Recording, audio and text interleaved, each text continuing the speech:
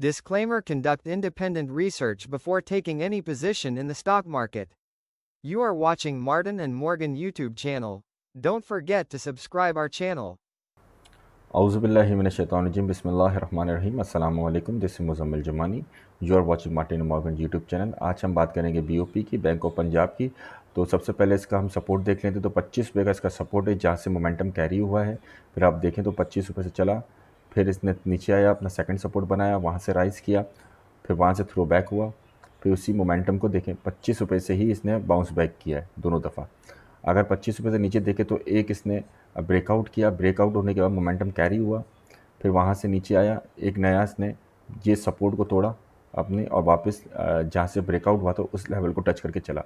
लेकिन हम 25 रुपये के जो है वो सपोर्ट को लेके चलेंगे, क्योंकि वहीं से मोमेंटम कैरी हुआ है, वहीं से मोमेंटम चला है। अगर आप देखें तो 25 रुपये से चला, इसने 41 रुपये का हाई किया, थ्रो बैक किया, ठीक है। फिर वहीं से जो एक कैंडल बनी जिसे हम हैमर कहते हैं, हैमर बनने के बाद राइज हुआ, फिर एक कैंडल बनी शूटिंग स्टार, फिर वहाँ से थ्रो बैक हुआ। अगर आप देखें तो इसने मोमेंटम को कैरी किया, टच किया, थ्रो बैक किया, वापस राइज किया, नया सपोर्ट बनाने के बाद वहाँ पे फॉल्स ब्रेक किया, 44 के पास 44-45 को टच किया, सेवरल टाइम्स इसने टच किया, और उसके बाद वहाँ से इसने फॉल्स ब्रेक करके मार्केट को वापस नीचे आया। और यहाँ पर इस जोन के अंदर ग्लोबल क्राइसिस भी थी, तो इस रीजंस की वजह से भी ये नीचे आया। फिर वहीं से इसने सपोर्ट वापस अपने सपोर्ट पर आया, फिर वहीं से राइज किया। लेकिन अगर आप देखें तो रिसेंट टाइम के अंदर इसने 25 रुपये चला, 38 रुपये का टच किया, फिर अपने वापस सपोर्ट पे आया, सेकंड सपोर्ट पे आया। सेकंड सपोर्ट पे इसने थोड़ा सा कंसोलिडेट हुआ, वहाँ पर थोड़ा सा मोमेंटम जो है वीक हुआ इसका। बायर थोड़ा सपोर्ट, बायर का नहीं था, सेलर सपोर्ट था, तो सेलर ने वापस अपने सपोर्ट पे लाया, सेकंड सपोर्ट पर। अगर आप देखें तो सेकंड सपोर्ट पर इसने ब्रेक किया, वापस इसने राइज किया, यानी सेकंड सपोर्ट को तोड़ नहीं रहा, यानी ब्रेक करके नीचे की तरफ अपने फर्स्ट सपोर्ट की तरफ नहीं जा रहा। सेकंड सपोर्ट को कंसिस्टेंटली ये ब्रेक करने के बाद वापस राइज कर रहा है, यानी एक मोमेंटम है इधर। समझिए कि 33-34 रुपये के पास बायर खड़ा है, जो उसको मोमेंटम को तोड़ने नहीं दे रहा था कि यहाँ से भी इसने राइज किया और यहाँ से भी राइज किया। अब इसने सेकंड सपोर्ट को बाई किया, वहाँ से बाई हुआ, बायर का सपोर्ट आया, राइज हुआ, थ्रो बैक, राइज, कंसोलिडेट हो रहा है। ये एक ही जोन के अंदर राइज थ्रो बैक, यानी एक साइड वेज चल रहा है, ठीक है। अगर आप रिसेंट देखें तो 32 रुपये से चला, और अभी ये 37-88 के करीब इसने आकर वापस नीचे आया। ये आज की कैंडल है।